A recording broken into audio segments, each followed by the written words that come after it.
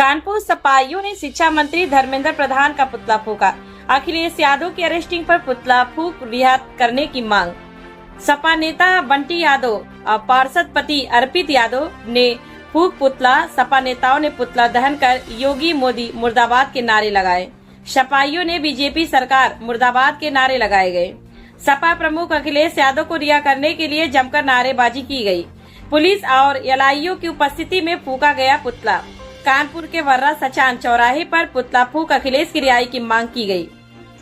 जिस तरीके से दिल्ली के अंदर हमारे राष्ट्रीय अध्यक्ष आदरणीय अखिलेश यादव जी की गिरफ्तारी बलपूर्वक की गई है, इसका हम लोग विरोध करने के लिए हम समाजवादी नौजवान युवजन सभा के लोग सड़कों पर उतरकर धर्मेंद्र प्रधान का पुतला फूकने का काम किया है। पुतला दहन करके क्या संदेश देना चाहते हैं? पुतला दहन करके हम लोग ये संदेश देना चाहते हैं, जिस तरीके से अखिलेश यादव जी को गिरफ्तार किया गया तत्काल उनकी रिहाई की जाए और धर्मेंद्र प्रधान जी का इस्तीफा तुरंत हम लोग ये मांग है। मैं अर्पित यादव, प्रदेश उपाध्यक्ष समाजवादी युवजन सभा। हमारे साथ आज तमाम युवजन सभा के, छात्र सभा के सभी पदाधिकारियों के द्वारा आज यहाँ पर धर्मेंद्र प्रधान का पुतला फूका गया।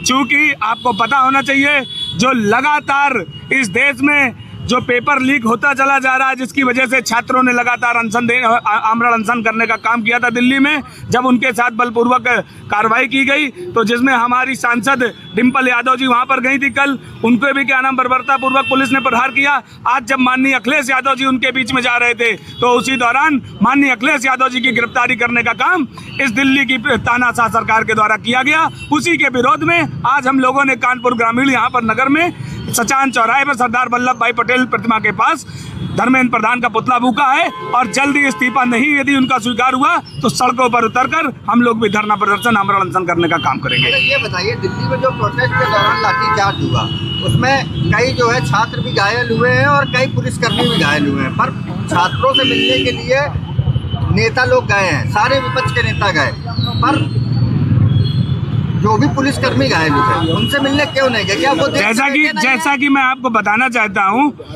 कि सबसे ज्यादा यदि क्या नाम है नौजवान और छात्र वहां पर घायल हुआ है और जिस तरीके से महिला जो छात्र थी उनके साथ बर्बरतापूर्वक प्रहार किया गया, उनके साथ कपड़े फाड़े गए, उनकी लाठीचार्ज किया गया। ऐसी परिस्थिति में जब आपने देखा होगा सिविल में भी जो नॉन पुलिस वाले लोग थे वो भी लाठीचार्ज कर रहे थे, उन्हें पता ही नहीं था किस पे लाठीचार्ज किया है। उन्होंने ही लगता है हमें पुलिस पर लाठीचार्ज करने का काम किया होगा, क्योंकि किसी भी छात्र ने जब 20 दिन से कोई भी बर्बरतापूर्वक कोई प्रहार करने का काम नहीं किया तो कल क्यों वो करेगा? वो तो शांति तरीके से जाना चाहता था। क्योंकि लोहिया जी ने कहा है कि जब सड़कें सूनी हो जाएंगी तो संसद आवारा हो जाएगी, तो इस देश के जो छात्र थे उन्होंने जगाने का काम किया है।